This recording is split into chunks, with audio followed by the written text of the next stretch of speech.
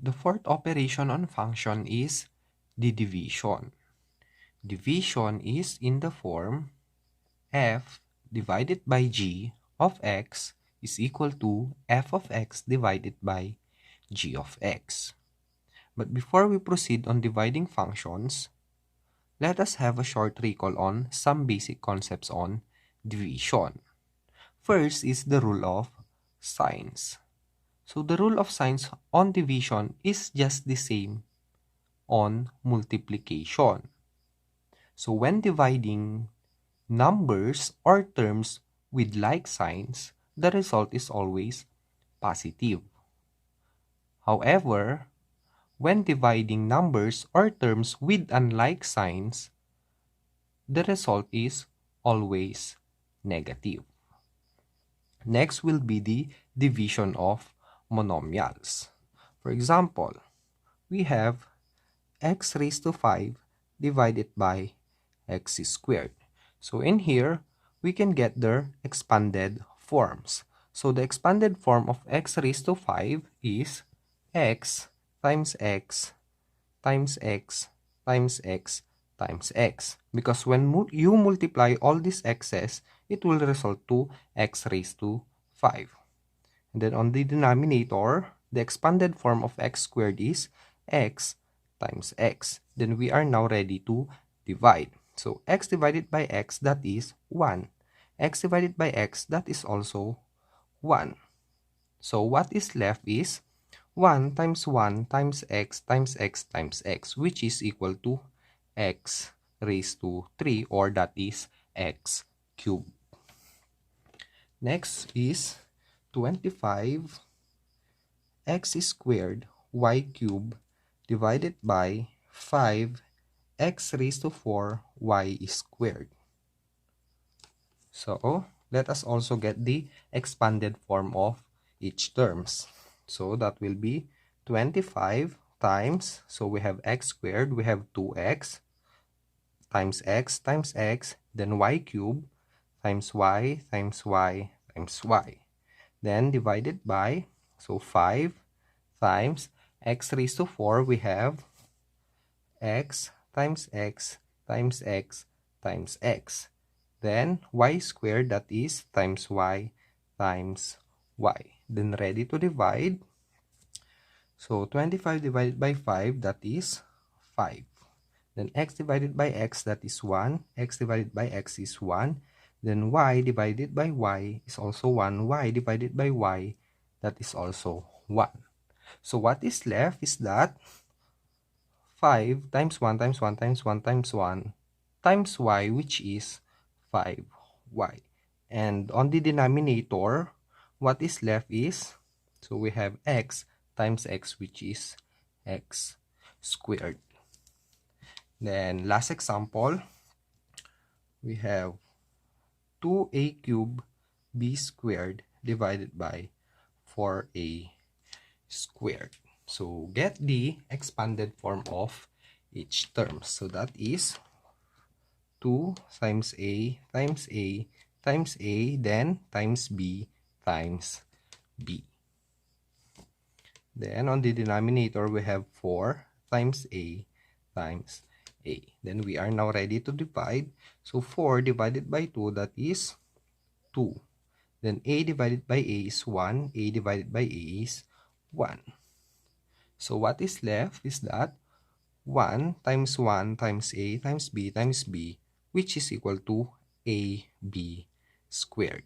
Then on the denominator, what is left is 2. So that is the division of monomials. Now, we are now ready to divide functions. Example number 1.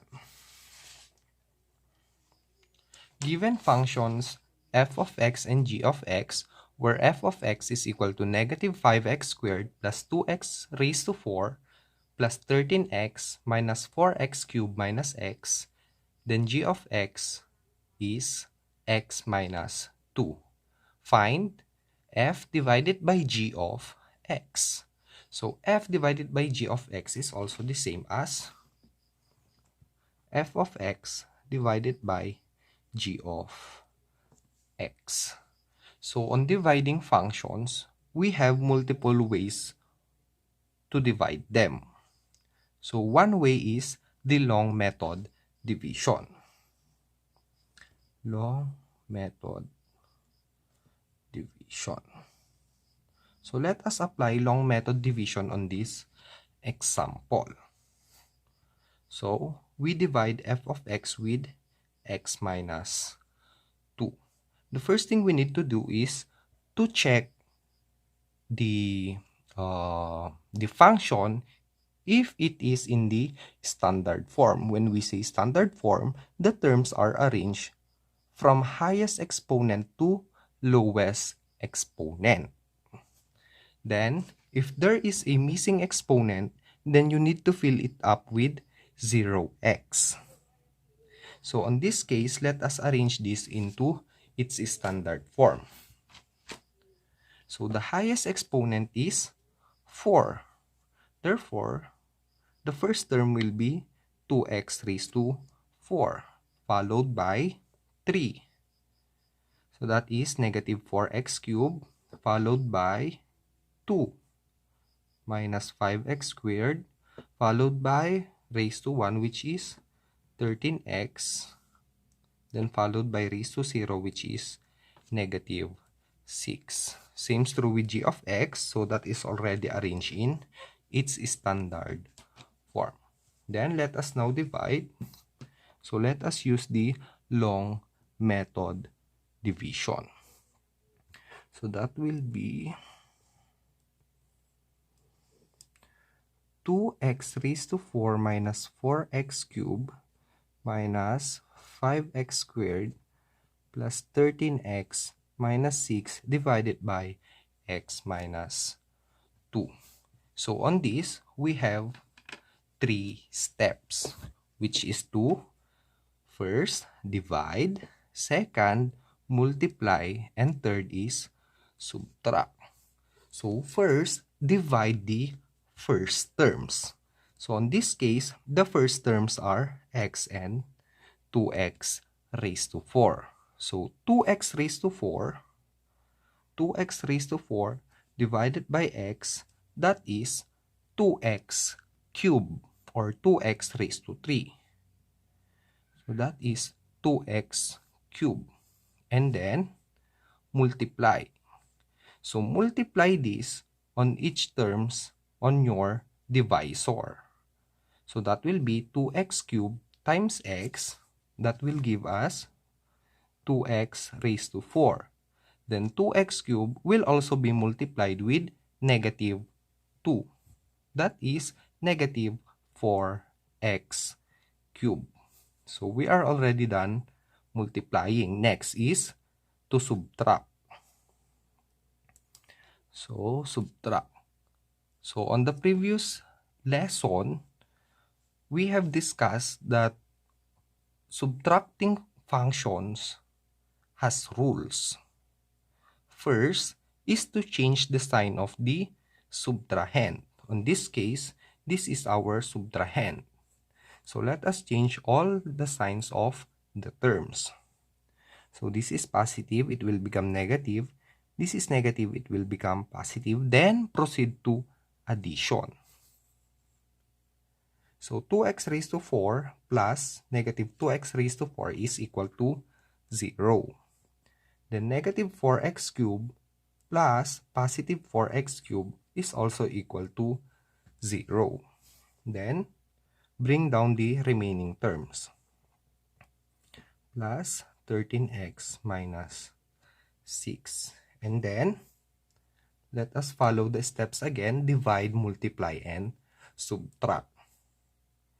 So let us divide the first terms. So in this case, the first terms will be negative 5x squared and x. So that is negative 5x squared divided by x, which is equal to negative 5x. Then multiply. So multiply negative 5x with the terms on the divisor. We have x and negative 2. So negative 5x times x is equal to negative 5x squared. Then negative 5x times negative 2 is equal to positive 10x. Then next is to subtract. So change the sign of the subtrahend. That will become positive. That will become negative. And then proceed to addition. So negative 5x squared plus positive 5x squared is equal to 0. Positive 13x plus negative 10x is equal to positive 3x. Then bring down the remaining term, which is negative 6. So we are not yet done. We can still divide that one. So follow again these 3 steps. So the first terms will be 3x and x. So 3x divided by x is equal to positive 3. So that will be positive 3. Then multiply. So 3 times x is 3x. Then 3 times negative 2 is equal to negative 6. Then subtract. So change the signs. That will be minus, that will be plus. Then proceed to addition. So 3x plus negative 3x is 0. Negative 6 plus positive 6 is 0. Therefore, the quotient is 2x cubed minus 5x plus 3. So when you divide this function by this function, the quotient will be 2x cubed minus 5x plus 3. Then next example. So let us use the same functions from example number 1, but we will apply different method on how to get the quotient of the two functions. So given the functions, f of x is equal to negative 5x squared plus 2x raised to 4 plus 13x minus 4x cubed minus 6, and g of x is equal to x minus 2. So first is to arrange it in standard form. So the standard form of this is 2x raised to 4 minus 4x cubed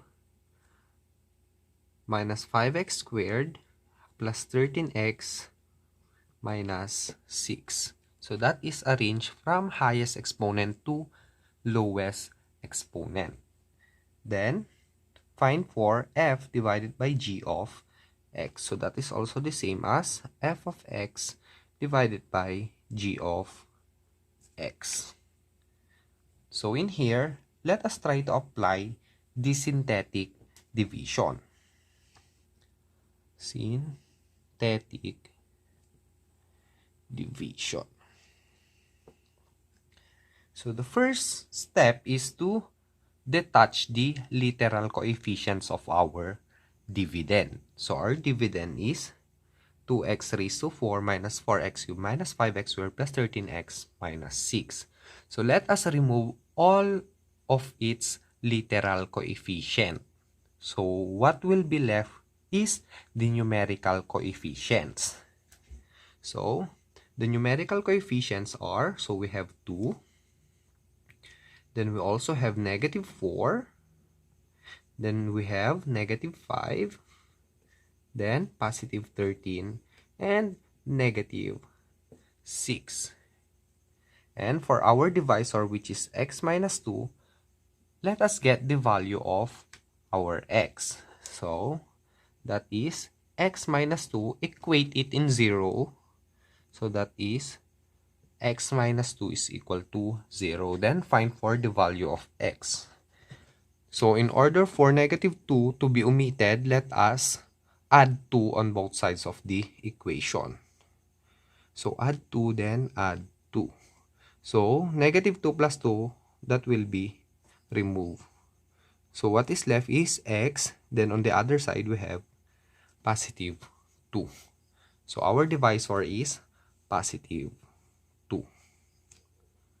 Then next thing to do is to bring down the first number. In this case, the first number is 2. So bring down 2 and then multiply it with the divisor.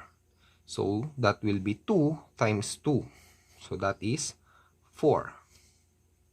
Then, add, so that will be negative 4 plus 4, which is equal to 0. And then multiply it again into our divisor, which is 2. So 0 times 2 is equal to 0. Then add negative 5 plus 0 is negative 5. Then multiply negative 5 times 2, that is negative 10. Then add 13 plus negative 10 is equal to 3. Then multiply 3 times 2 is 6. Then add negative 6 plus 6 is equal to 0. Then the next thing to do is to put the literal coefficients on the quotient. So we have 2, 0, negative 5, and 3. So let us go back into our dividend and divisor. So notice that on our dividend, the highest exponent is 4. And then on the divisor, the highest exponent is 1. So when x raised to 4 is divided by x, that will result to x cubed. Therefore, on our quotient, the highest exponent will be 3.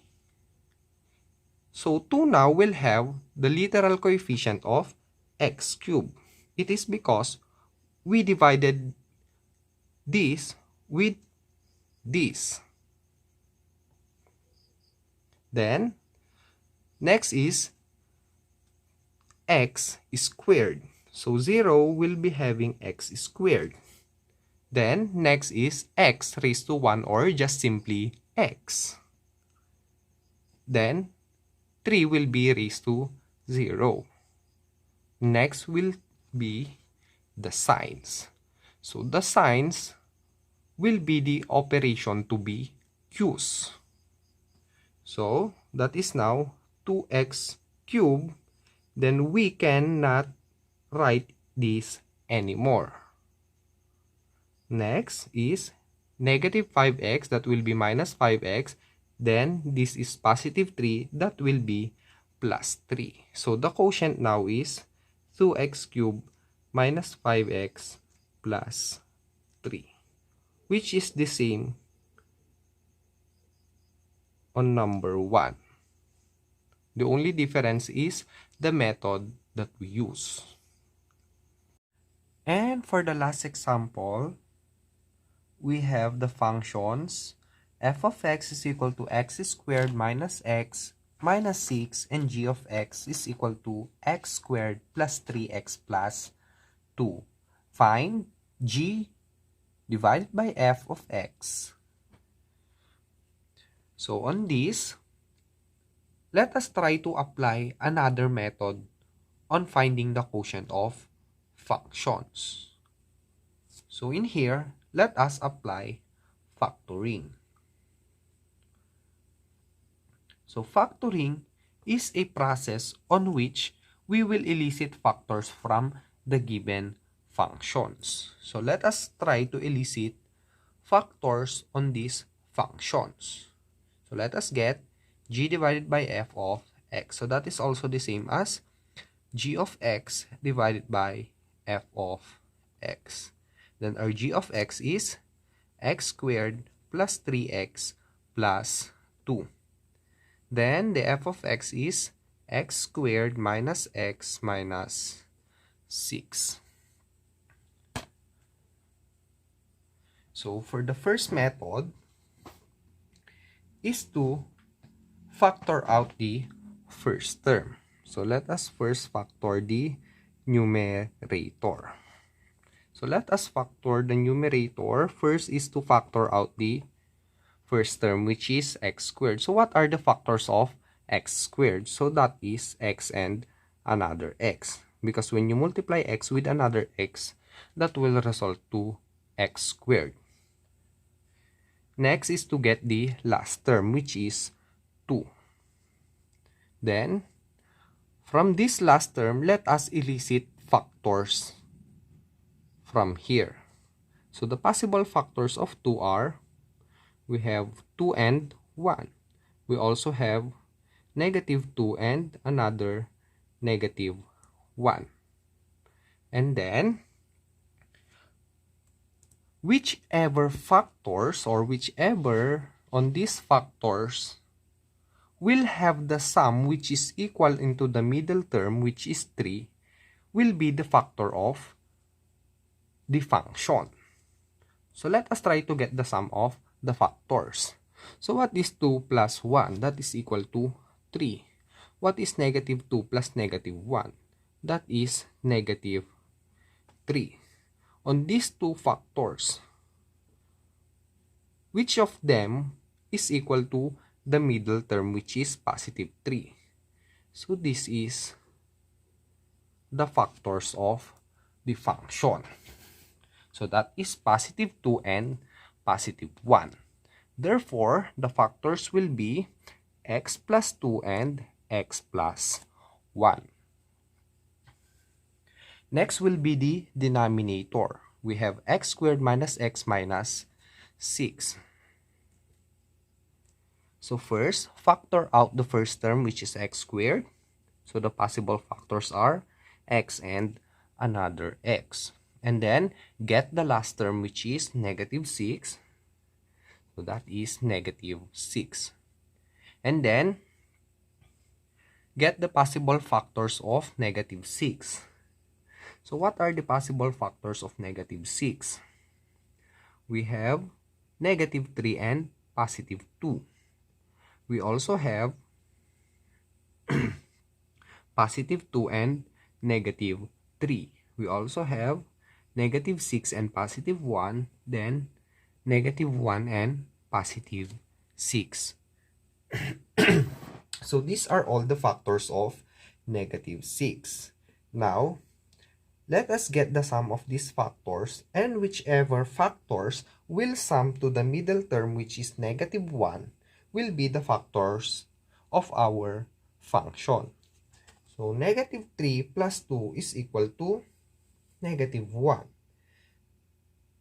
2 plus negative 3, which is also equal to negative 1. Negative 6 plus 1 is equal to negative 5. Negative 1 plus 6 is equal to 5. There is another factor. We also have, this is just the same. We also have negative 2 and positive 3. So negative 2 plus 3 is equal to 1. So from this sum, the factors which has the sum which is equal to the middle term is negative 3 and 2. So the factors will be x minus 3, then x plus 2.